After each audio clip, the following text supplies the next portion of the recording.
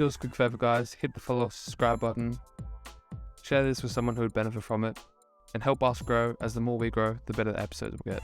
Thanks, guys, for helping us. And let's get into the episode.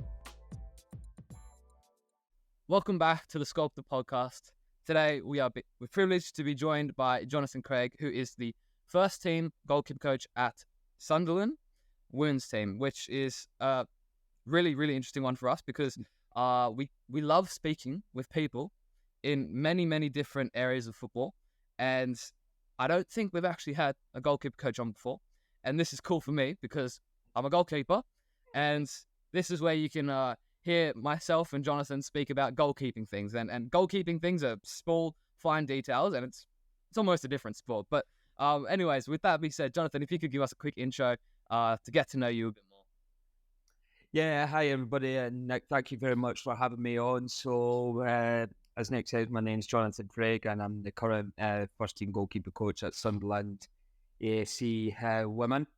My coaching career has spanned over 23 years. I'm a UFA licensed goalkeeping coach. And I also hold a master's degree in goalkeeper coaching science. And with all of that, I think you can tell I love goalkeeping.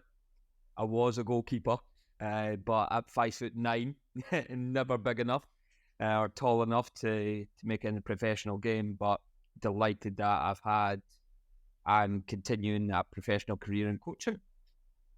Yeah, that's really cool. I actually didn't know about the masters in goalkeeping science. Well, that's amazing. Yeah. That sounds like it would be something out of Germany. I was living in Germany for the past 2 years, and it was actually, I couldn't believe it one time. I was just training with a local team during the Christmas break, and they brought in this goalkeeper coach just for me, and he comes with a whole book of the goalkeeping like training exercises that they do, like a straight up like A4 printed book where he's just flipping the pages, and I'm like, only in Germany do you see this. It was crazy. It was crazy. Yeah, well, it was recommended to me by a good friend who worked with the Scottish Football Association that was on it. Yeah, I found it really, really interesting. A wee bit of an eye-opener. Just listening from different coaches all across the world and in Europe and South America as well. It was amazing. It was amazing. Yeah. That sounds like a lot of fun for sure. Wow. Awesome. Well, let's get into the quick fire questions. So, also feel free to pass any of these. But what is your favourite football team? Glasgow Rangers. I'm a big Rangers fan. Yeah. Favourite food? Fillet steak. All right, lovely. What is the most important lesson from coaching that you've learned? That's a bit of a tough one. Be receptive. Always be receptive to everything, and it's actually to always evolve with the game, evolve with the position. And the position has changed quite a lot, even in the past 10 years. Yes, it has. Yeah. This one, I actually don't even have an answer myself, so this is why I'd love to hear from you. What's the worst injury that you've ever seen live? A serious concussion, 50-50 ball. Yeah, and I could hear it from the sideline. It was when I was a coach. Yeah, not nice. Yeah, your heart bleeds for a fellow goalkeeper, and it was during an academy game as well. It was, not nice. Yeah, nice. Yeah, jeez. I think I've seen like one, but never actually like hospitalized or anything like that. It was just like a knock, and they were out for 2 weeks. But they have to take those very seriously now because of all of the science that's coming out with it, and with goalkeeping being quite a dangerous position, it's almost inevitable. It's almost inevitable that it's going to happen to a goalkeeper in their career. Yeah, scary. But that's the part of the position for sure. What was your best moment of 2023? I think joining Sunderland, having a really long coaching career and working for some really big clubs in Scotland, England previously, the Scottish Football Association, going out to India. But to join a club the size of Sunderland AFC was, just unbelievable. Absolutely unbelievable. Yeah, and I think Sunderland has to be one of the most well-known teams globally because of one, the Netflix series did very well, and they're just known for the supporters and the fan base, and lots of history there. It's massive achievement for sure. Yeah. Now, who is the best goalkeeper that you've worked with? I need to pass on that because I have been fortunate to work with some unbelievable goalkeepers. Yeah. Each good in their own right. Just unfortunately, I need to pass on that because there's been so many. There has been. It's crazy when you look at the level across football.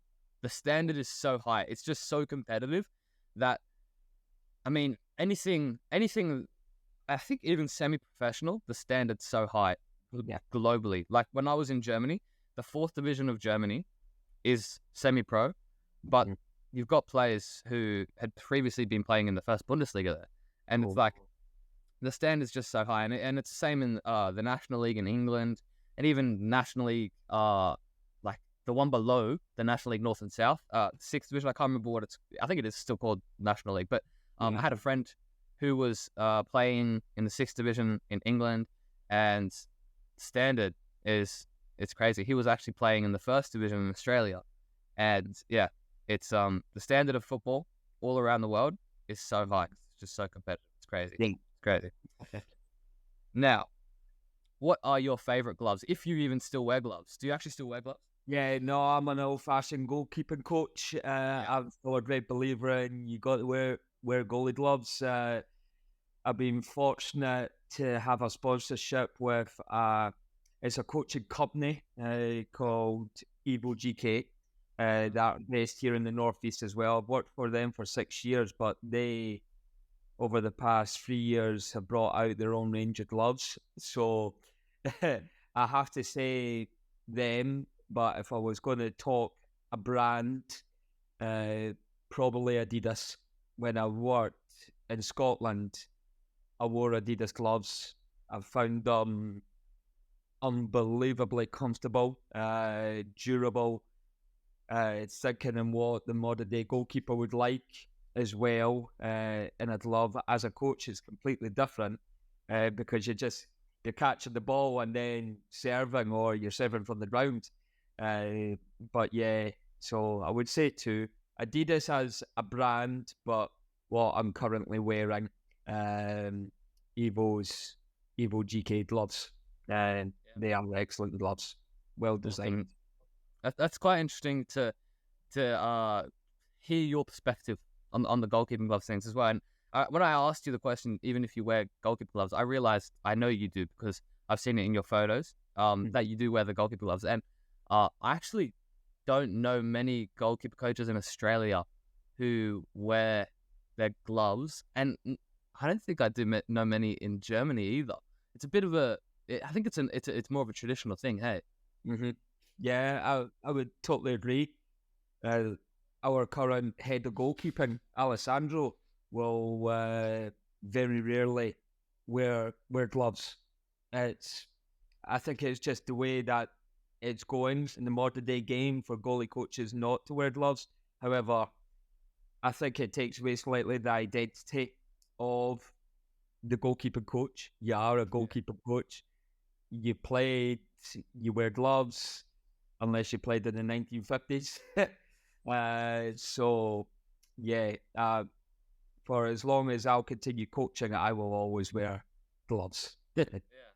Interesting. And I think maybe why more goalkeeper coaches aren't wearing gloves is because I see a lot of the goalkeeper coaches now becoming almost like a second assistant, and they're doing the tactics. I was at one team in Australia where in the first team, the goalkeeper coach that we had, he literally was just taking care of set pieces, which normally is the assistant's job, but he was actually in charge of corners, free kicks, even attacking.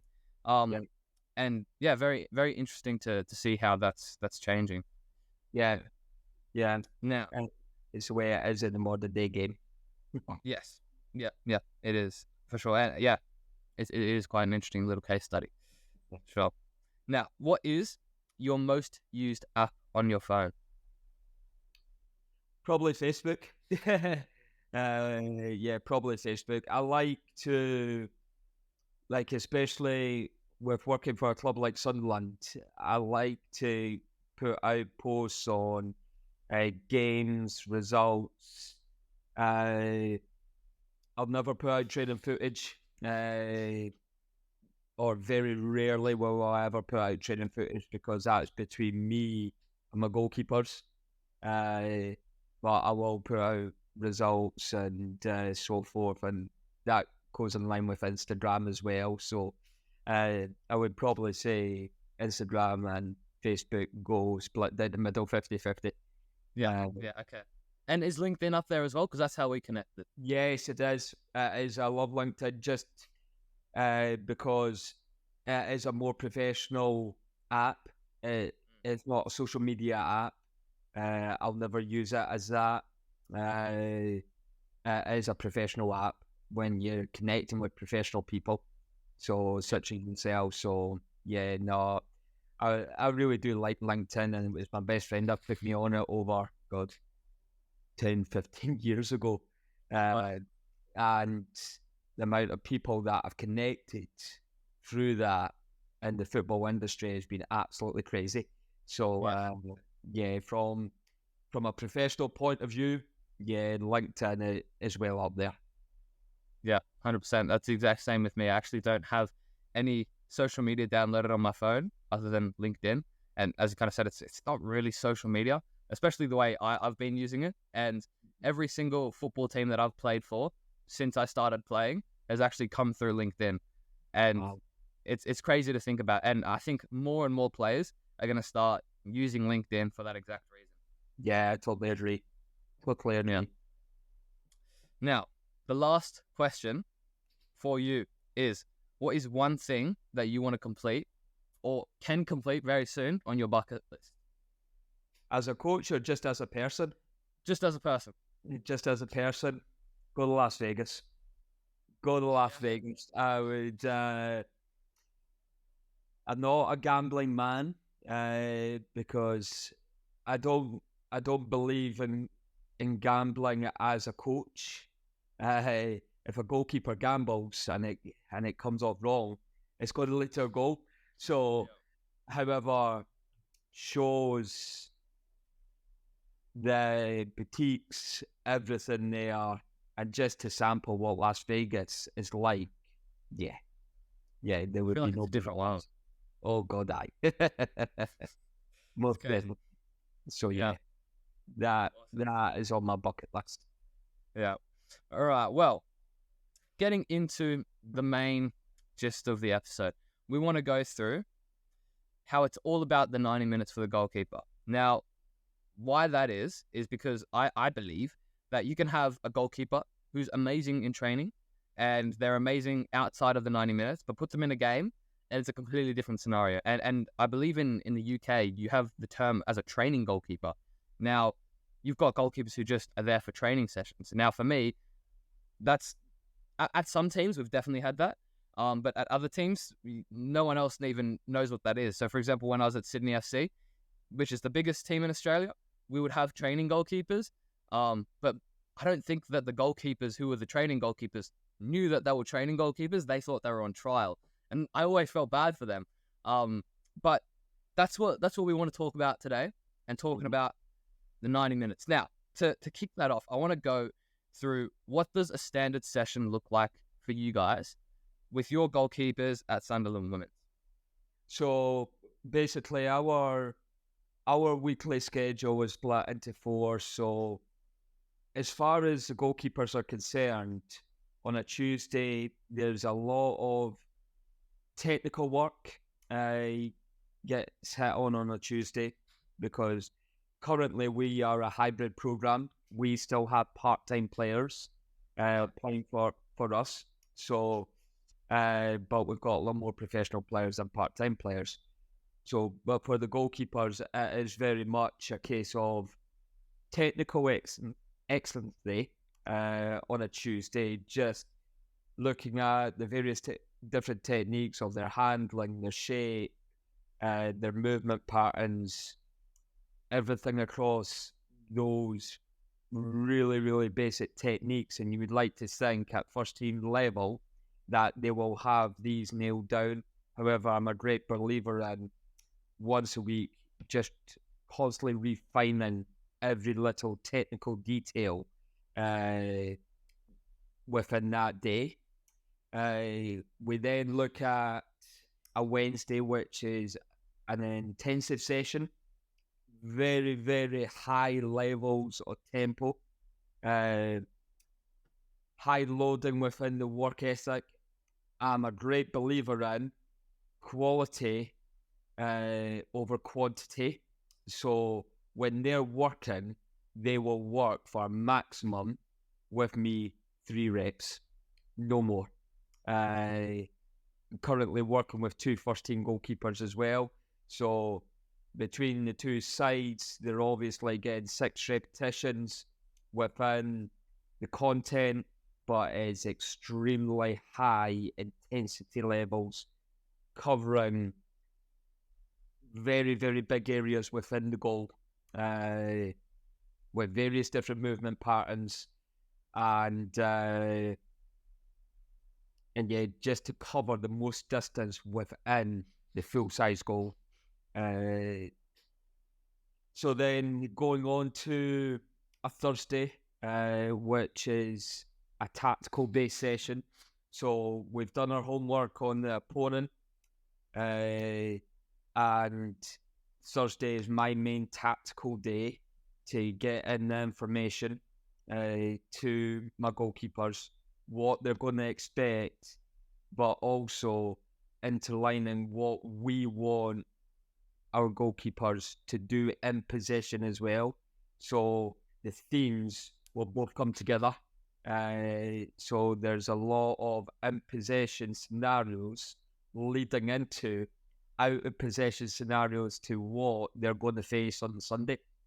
So there's a lot of thought process put behind that from obviously myself and what the manager wants from the goalkeepers as well, and the build up, how we're going to play out, if we're going to play out, and also what we're going to do within the defensive unit as well. Are we going to sit in a mid block, a low block? Are we going to press the teams high?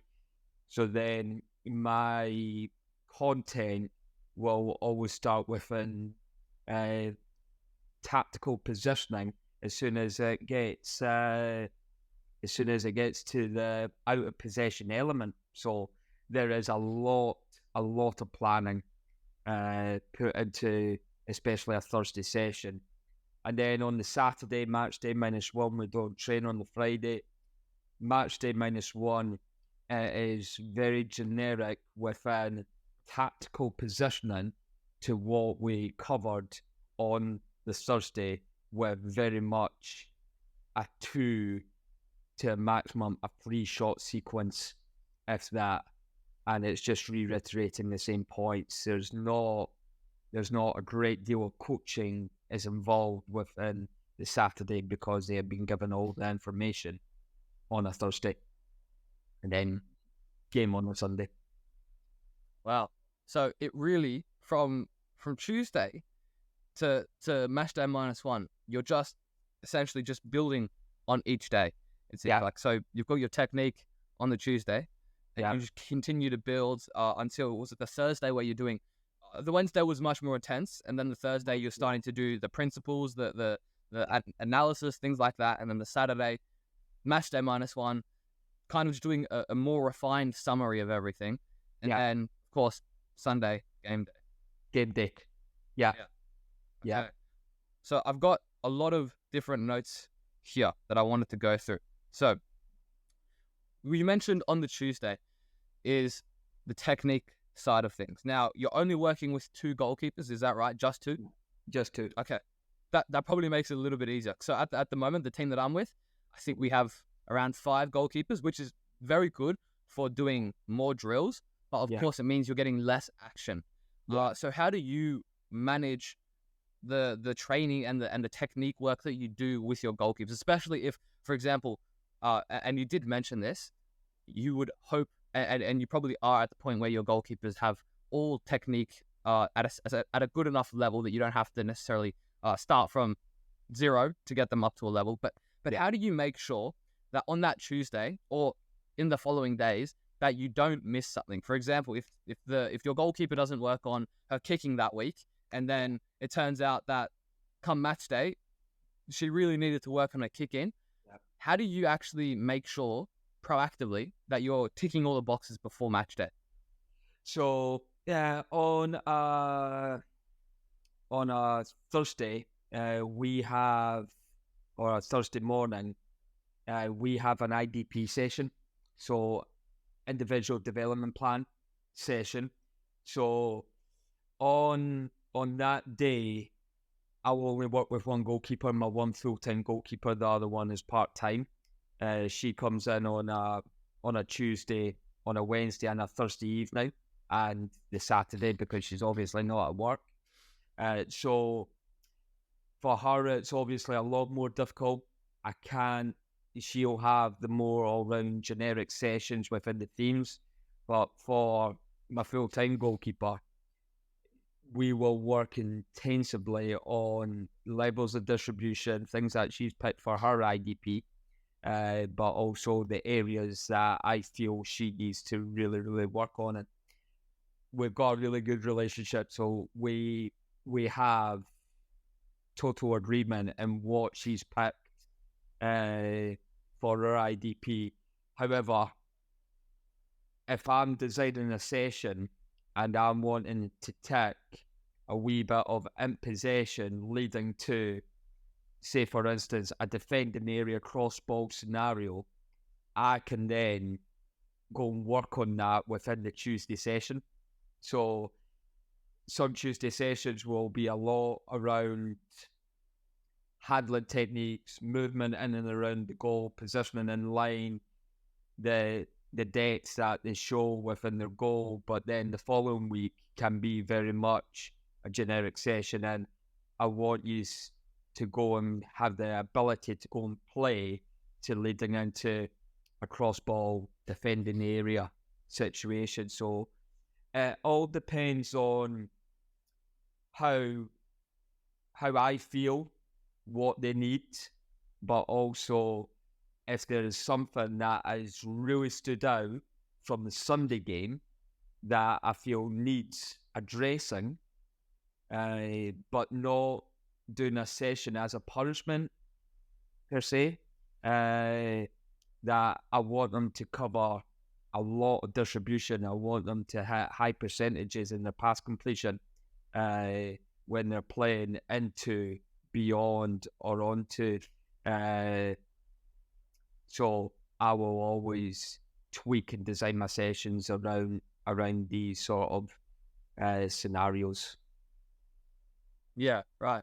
And then you mentioned how you've got one goalkeeper full-time and then the other part-time. So how long do you actually get to spend with the goalkeepers in a normal training session? Because I assume, of course, you've got the Tuesday where you were focusing on technique, Wednesday you're doing a bit more intense stuff, and then the Thursday, the IDP, which firstly, I really love that concept. I think it's mainly a UK thing. I know that I've seen the IDP programs quite a lot, and when I was younger, I did my own little thing. I remember I saw this Chelsea FC video about Billy Gilmore, who was a youth player at the time, and he's just breaking through. And I saw him have this like little sheet of paper, and it was like IDP program. And I was like, I got to make my own version of that. And no one does it in Australia, and I didn't see it in Germany either. But I love having that. I think it's a very, very good thing. But how long do you actually get with your goalkeepers in a session? Because of course they've still got to do their team training. Maybe they're in possession. Maybe it's small-sided games. How long is that? Yeah, so I'm fortunate that I'm working with unbelievable staff, from the manager, assistant manager, S&C. So we always have meetings. So basically on a Tuesday, I'll go out early with the goalies. So I'll get about between 35 and 50 minutes with me going out early. Wednesdays, they'll be involved in the team warm-up because I'm a great believer in they need to be good athletes as well. So they'll do high-intensity sprints before coming to me, and then they'll get a good 30-minute blast, and it is a proper blast. On a Thursday, it's a wee bit more difficult with us, especially training at night. It's a team in possession night, so the manager always wants the goalkeepers involved very, very quickly. But we've got an unbelievable system at the football club called the Oculus. Look it up. Yes, I know it. Yeah, we've got one of those systems at our football club. So Wow. I'm very lucky. I do a lot of working there prior to the training session starting, and it'll consist of tactical positioning, cross balls, cutbacks leading into basic handling. I'll always keep them on their feet to then when we go into the indoor arena, I will be hitting the main parts of my session so I can get in all the information that I need to get into what they're going to face in possession and out of possession as well. So it's once again, it'll be a good half hour, 35 minutes maximum. And then on a Saturday, 15 minutes. But I'm happy with that because they've had the load, they've had the work, they've had the information, most importantly, throughout the week. And then Saturdays are just very generic as far as the entire session is concerned from my point of view, as I said previously, to then what they do with the team as well, which is small-sided games that can't beat small-sided games for a goalkeeper. Yeah, for sure. And that Oculus thing, I've seen it on LinkedIn. It's crazy. Crazy. Yeah. Do you get your goalkeepers in that often? Do they always want to be in it? Like is that a massive thing for these guys? Like, they love it. Yeah. They love it, and I love it. The day I walked into the football club, they said, "Go and take Jono down to the Oculus." It's an Oculus. 23 years coaching, I never heard of this thing, and then saw it, saw the lights, saw what it does, and I was like, "Oh my god, this is insane! This is brilliant." So I use it once a week on a Thursday, always on a Thursday, and it just that what it brings to obviously them being warmed up and ready and everything firing in their heads, unbelievable piece of machinery, unbelievable. So I'm very lucky to have it. Definitely. And for the viewers who are watching, I'm going to put a bit of a video so that they can actually see what that is. This is Oculus, a system that retrains sports players by using unique light levels where the speed of visual processing is slower than at normal light levels. Each stage offers a varying degree of difficulty, signified with a different colour, from blue to green to red, and finally near black. I'll be honest, at first glance I was quite sceptical of this. It's just changing lights after all. But after checking out Sunderland's own Luke 09, oof, and he clearly performed better when the lights were turned back on. I've been in here pretty much every day of every hour of every second. I think when I first came in here, even just with the lights on at 40 miles per hour, the balls were kind of bouncing off my shins, and slowly I've adjusted, my body's kind of moved quicker, and I'm dealing with faster speeds in this. It's just a big part of the modern game, isn't it? How we can implement all of the technology and data we have at the highest levels of football to make marginal gains, and if that's on the analytics side or the data side or biometrics, whatever it may be, I think technology is here to stay, and it is the future of the game. The good thing about this is it's very similar to the game, if not pretty much identical in terms of the ball coming out at you at speed, you've got to be able to deal with it and then execute. And football isn't the only sport it's useful for. Let's play. Set. Good. Well done. Yep, big distance. Good girl. Good save. Yep. Good. Yep. Good girl. Nice. Well done. That's it. Yep. That's okay. That's okay. Yep, big distance. Good girl. Yep. See then how soft we cut the ball. Good. Change. Go. Ready? Play. Love that. Great hands.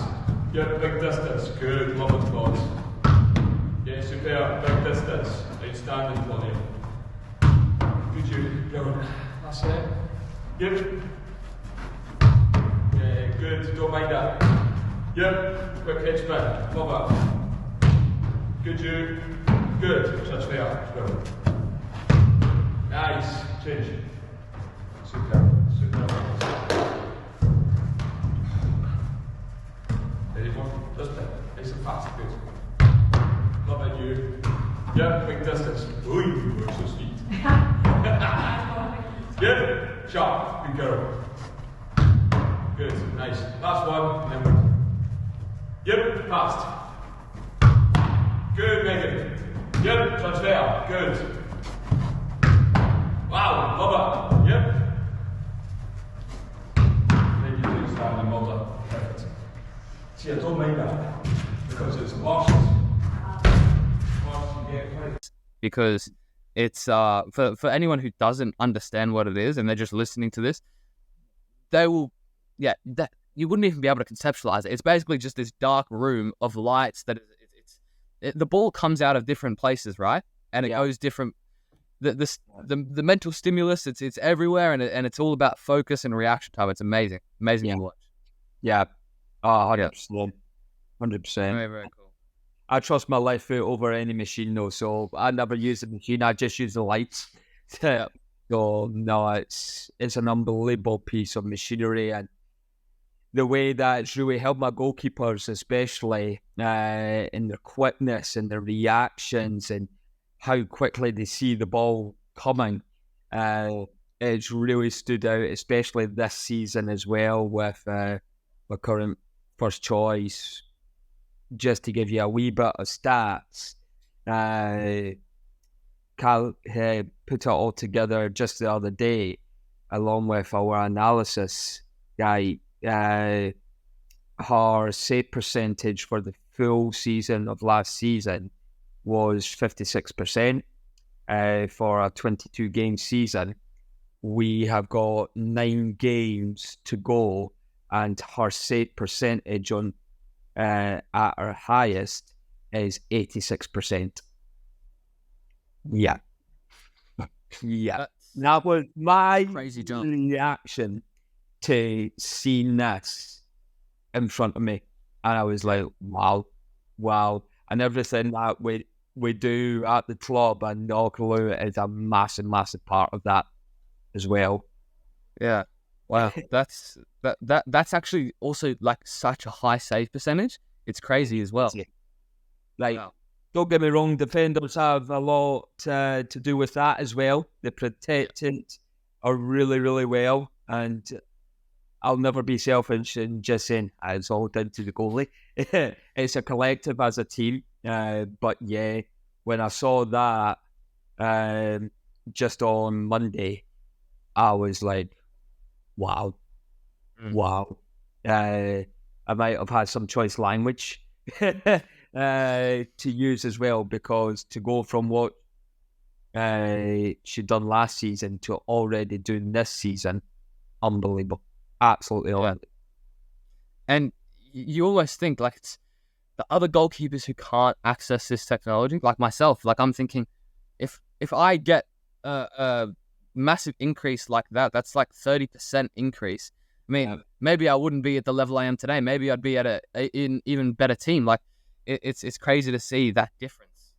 Yeah, no, most definitely. I know some goalkeeper coaches might think differently and so forth, but the way that the modern day game is, technology can only help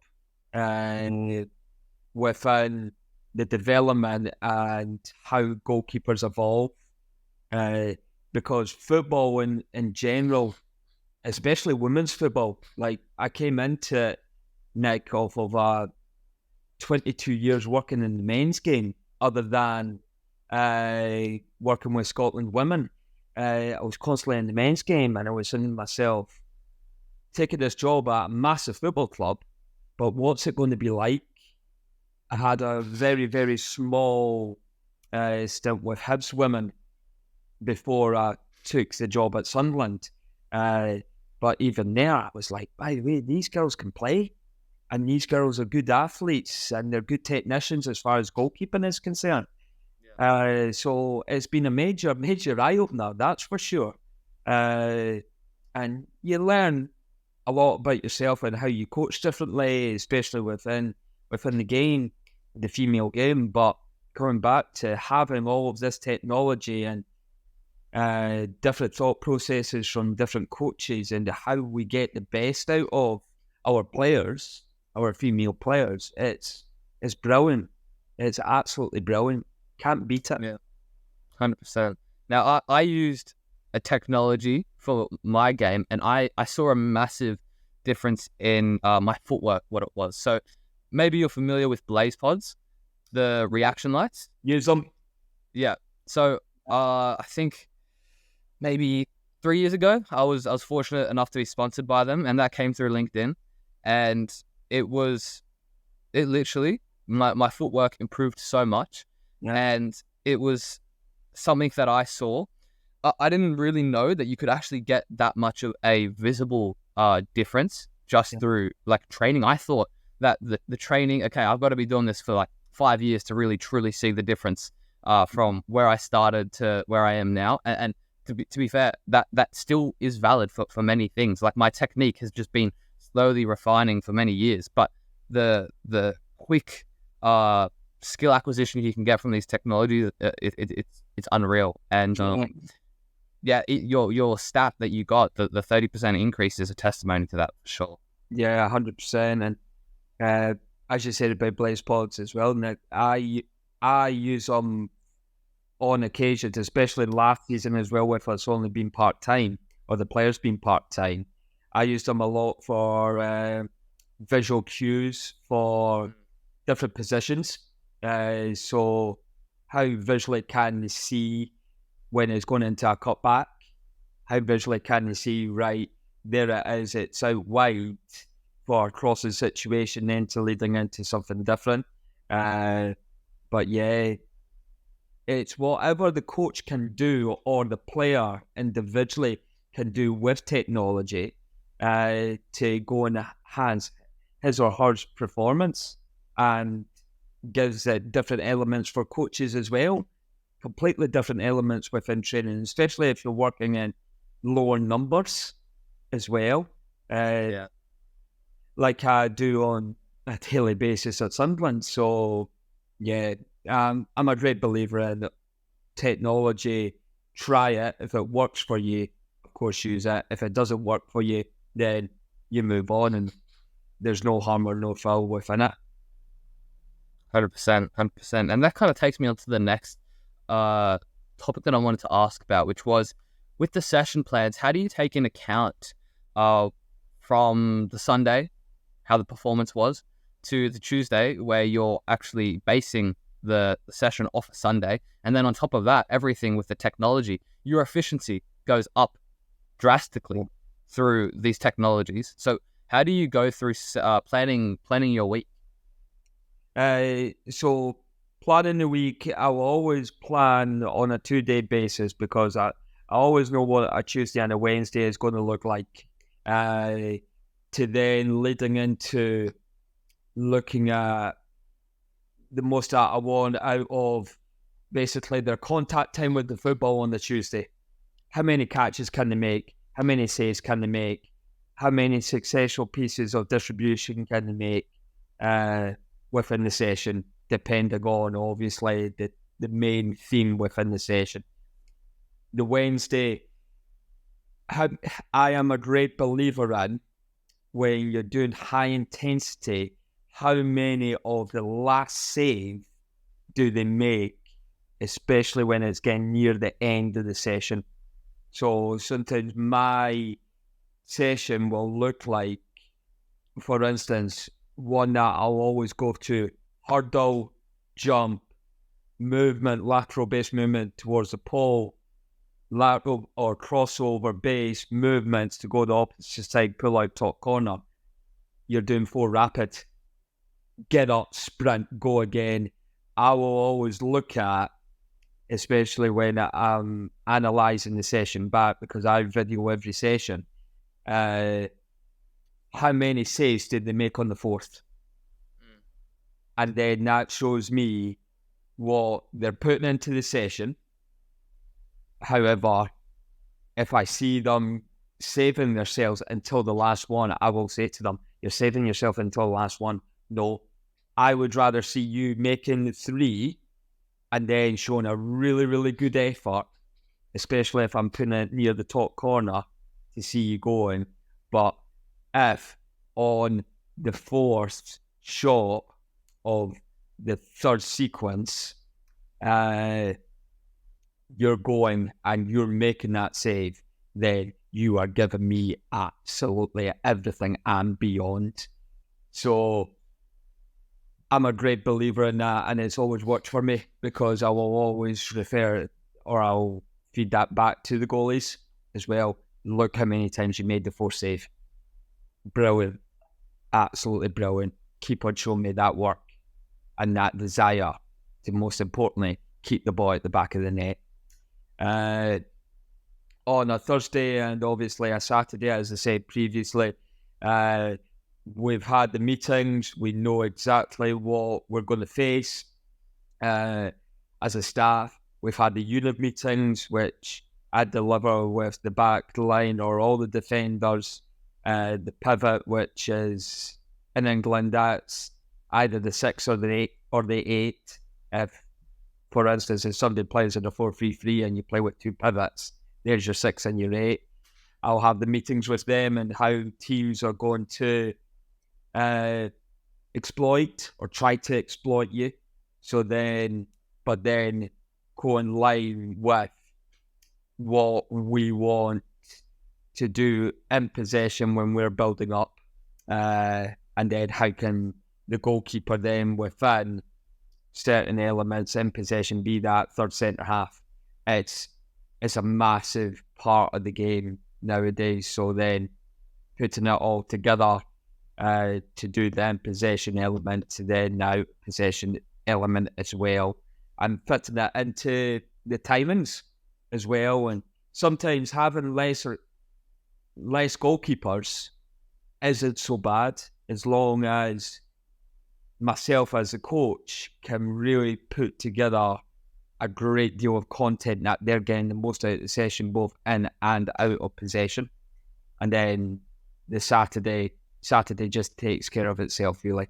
Very generic with my planning and what's needed, just to reiterate the same elements and the same points. Yeah, amazing. Now, one thing that I really wanted to think about with you was, you mentioned that the 4th save on the exercise that you mentioned with the hurdle, lateral, side to side, top corner, 4 times in a row, the correlation between the emphasis you put on the 4th save that the goalkeeper makes and the effort they put into that. Why is that such a big deal for you when we're talking about a game situation? Because what does that character show you that you think this is why they're the first choice, or maybe this is why they're going to earn their position to the first choice goalkeeper? Outstanding question, and a very, very easy answer. Big moments, big saves, big moments. You put in the work during the week, and I'll give you a scenario. Last Sunday, we played a game, Sheffield United, we won 3-0, and my goalkeeper was quiet throughout the game, but the level of concentration, and that's where the fitness comes into it from the Wednesday. If you are mentally and physically fit to go and make that 4th save, then when it comes down to when you have to make that big save at the big moment. She made the big save. 90 seconds later, we go 1-0 up. That's why I put so much emphasis on the fourth save. And I think you can tell by the smile on my face. It brings me joy to see that, because they have worked so hard on that Wednesday session. And when I'm saying the last wee bit, push, when you're tired, you could be mentally drained, having nothing to do, then all of a sudden, bang, you're in the game. Can you make that big save? And she made that big save. And then she made a second big save at 2-0 with 6 minutes to go is stoppage time. And then we had 7 minutes added on time. So there's 13 minutes. That 2-1, totally different ball game. And that was the two main parts that she had to do on Sunday. So that's why I will always put emphasis on the last save to then leading into the Sunday. Big moment, big save. 90 seconds later, we're 1-0 up. So, amazing. yeah. And I've done that from the very beginning when I became a professional coach. Just said, listen, guys, girls, there will be times in games as a development goalkeeper, as a first choice goalkeeper, you will have to make big saves at big moments, and that's what you will get judged upon. And if I've got two goalkeepers that are making the fourth save, then I've got two amazing goalies. So yeah, just that's what we're there to do as coaches, physically and mentally get them ready.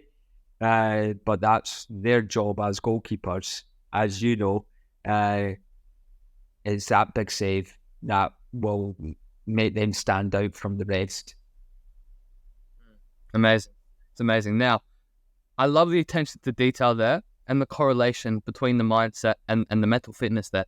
Now, I wanted to see, have you got any other kind of cues that you look at in a player that will help you judge how you believe they will then play in a game? For example, the way that their body language, how they turn up to training. Maybe they're late to training. Maybe they're very early to training. Maybe they ask you if they can stay back and do some extra stuff with you. Maybe they want to be there before and do some extra stuff with you. What are these cues that help you have a bit more confidence in the goalkeeper that you're working with?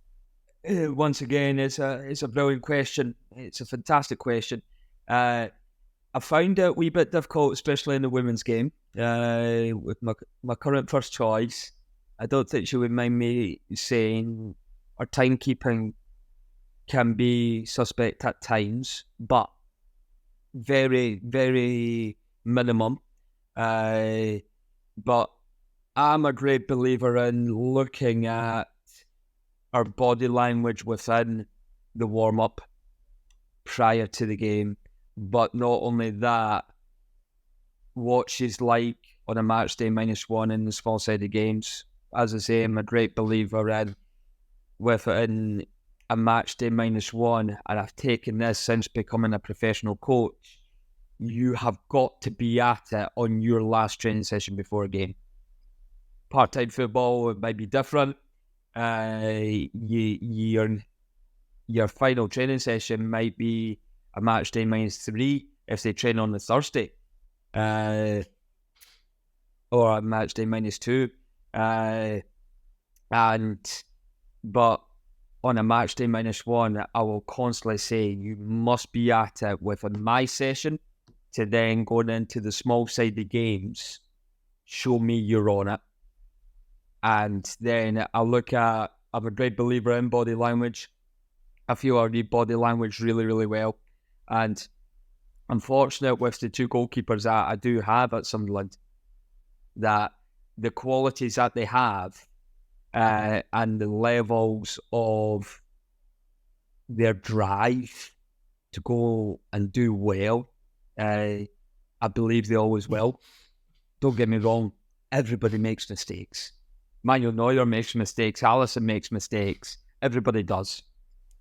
However, if I can see the best version of themselves after that, or something doesn't go right, then I've got trust in them. And I've built that trust right away from as soon as I walk into a club. Like, we talk a lot about GK Union. I don't call it a union. I call it a family, because there's that constant togetherness where we're always together. We'll always have disagreements. A union, you can go away and you can talk in that corner or you can talk in that corner, but no, not in a family.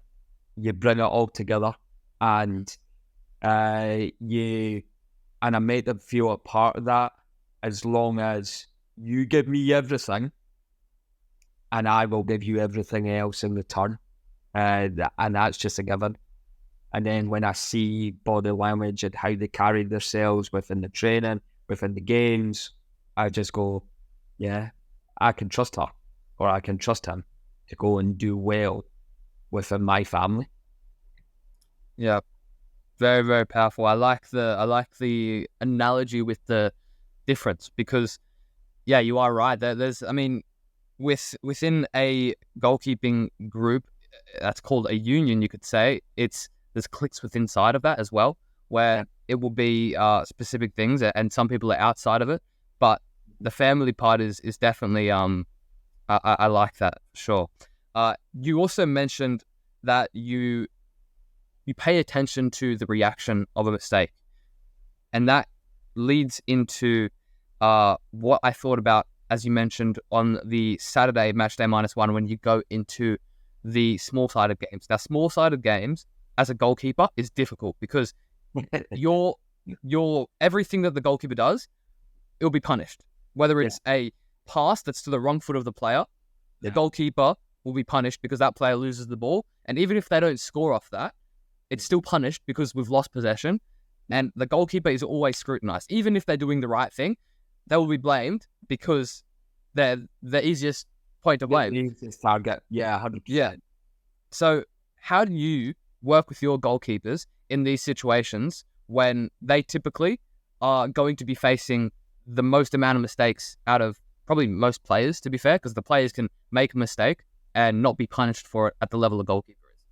I'll always say to them, especially within that sort of scenario on the matchday -1 on the small-sided games, I say, go and enjoy, go and perform. You are not going to save everything. You're not always going to complete a pass. It's a given. But do not let it affect you. The best way for you then to rectify any sort of error is have the best goalkeeping action in and out of possession the next time you face it, basically.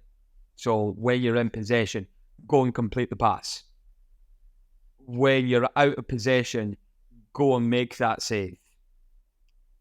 And then that just tells me right away that the previous error, I don't like using the word error. I'm a great believer in, and I use this, especially with younger goalies, mistakes are a catalyst for learning.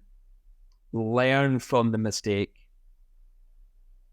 So use it as, don't use the word mistake, use that piece of action that didn't go well as a catalyst for learning. How quickly can you learn from that piece of action that didn't work for you, either in or out of possession? Yeah. It reminds me of a interview with Pep Guardiola when he's speaking about Ederson. And he says the best thing about Ederson is he's got a very, very short memory. He doesn't even remember what he did last pass. Like, everything is very short-term memory for goalkeepers. And I have a bit of a belief with goalkeeping. And it's, to a degree, you have to be crazy and delusional. And it sounds stupid and it's probably a little bit extreme, but also being aware that that's the mindset that you have to be in, because if you overthink, I typically am an overthinker, and the more I think, the more that gets me in trouble. But also, if I'm able to identify that the more I'm thinking, it's hindering me, then I have to then realize that, okay, I've got to think like that now. And it's crazy that in life, in the life that we've chosen as goalkeepers, we actually have to do everything that our body is telling us not to do. Our body naturally is telling us to, oh, okay, I got to sit on this for a bit. I got to analyze, the playing field, but actually, the best goalkeepers in the world literally forget about it. And instinctively, this is not what our instinct tells us, right? Yeah. But we have to train ourselves up here, sometimes even more than with our feet or with our hands. And Totally agree. it's such a unique thing. Hey? Yeah, totally agree. Especially in the modern day game, the way the modern day game is for goalkeepers, not only male goalkeepers but female as well, that needs to be on a totally different level. And that is, for a goalkeeping coach, is you need to be a psychologist. You need to be a psychologist. You need to be a counsellor. You need to be a friend. You need to be their coach. You need to be so much on a day-to-day basis to get your goalkeeper to perform not only for yourself and their self, but to perform for the club as well. Because at the end of the day, in first team football, it's kill or be killed, basically. You could be pushing for leaks. You could be fighting off relegation. You could be pushing for playoffs. And our current number one at Sunderland, Anthony Patterson, I have never seen a boy so cool under pressure. Honest to God, sometimes he'll frighten fans with how relaxed he is in possession of the football, but he is just so calm. He's just so calm, especially for a younger goalkeeper as well. So, and yeah, this up here is either your head is it could be your best friend, but it could be your worst enemy as well. There is never going to be an in-between, especially for goalkeepers. Yeah. So the biggest piece of advice that I would give to the viewers would be, if you can, especially for coaches, if you can train the mind first and foremost, and then everything else will come together. The technical, the tactical, the physical, and obviously the psychological side is the mind. Work on that first, and then you'll know he or she, they're goalies. Yeah. They're goalies. They're going to have the thought process and the mindset to go and be goalies. Yeah, awesome. And it is such a difficult thing for goalkeepers because, I mean, we've just been talking about all the physical training that you've been doing at Sunderland. But what coach is working with us on the field, on the mental side? Well, they can't. That's not their job. And this is where maybe even at Sunderland, you guys have a psychologist. Yeah. Okay. Yeah. Brilliant. So I don't think at any team in Australia that they've actually got a psychologist. In Germany, it's mandatory for a professional team to have a psychologist, I believe. Although the team that I was with, we were in the 3rd division and we were classified as a professional team. We didn't have one, but we did just get promoted. But the reason for that was actually because in Germany, they had a very, very sad situation with one of the best goalkeepers in the 70s, I believe. And, maybe even the 90s. And he actually ended up committing suicide because of it. And now it's now mandatory for football clubs to have a psychologist in the professional leagues. And it's because it's what you were talking about is that proactive approach. And that's something that I really believe in. And I do all of my work, my mental side work every day. And if anyone is listening to this episode who's listened to my podcasts before, they would know how seriously I take that.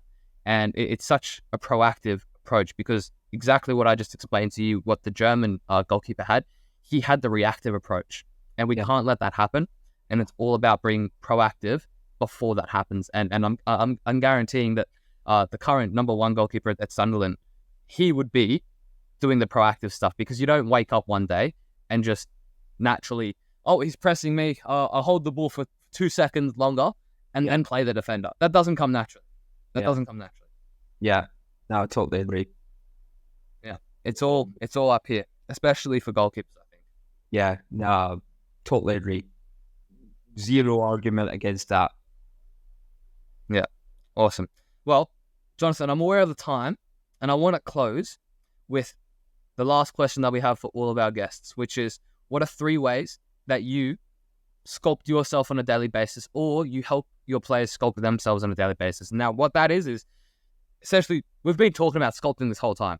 Refining, working smarter and harder, and improving. That's what I see as sculpting. So what are 3 ways you or your players sculpt themselves on a daily basis? So firstly, on myself, I will review every single session that I do, from analysing the session plan to the information that I put within the session plan to then going and lining with watching back the session when I'm clipping it for the goalkeepers, listening to every single pieces of detail that I give within that, and then most importantly, from the goalkeeping specific actions that I have coached, do they implement that within the next action when they face the necessary situation, shot, cut back, cross, pressure on the ball when they're in possession. So that would be the 3 way, or that is the 3 ways that I do it. From the goalkeeper's point of view, it's feeding back to me on their session, what they felt that they'd done well first and foremost, and then leading into areas that they feel that need slight development within that session, within the themes of that session, basically. I know you asked for 3, but that would always be the 2 for them to really, really focus on and feedback to me. But the 3rd one would be next session within these themes and these elements. Do they implement it right away, or do they come to me and say, Jono, what about this? What would I do within this situation? But as I said earlier on, very lucky. I'm blessed with 2 brilliant goalkeepers who are intelligent in their own rights, who take in all the information and implement every piece of information that I give them within various different goalkeeping actions, both in and out of possession. So I am lucky that way. Yeah, awesome.